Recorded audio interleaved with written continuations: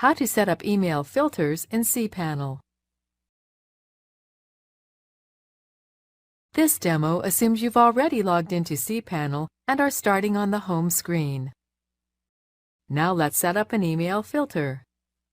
Click the User Filters icon. Then click the Manage Filters link next to the email account you want to create a filter for. Then click Create a new filter.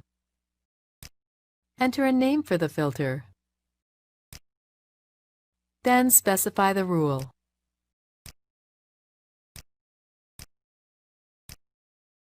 Now define an action for the rule.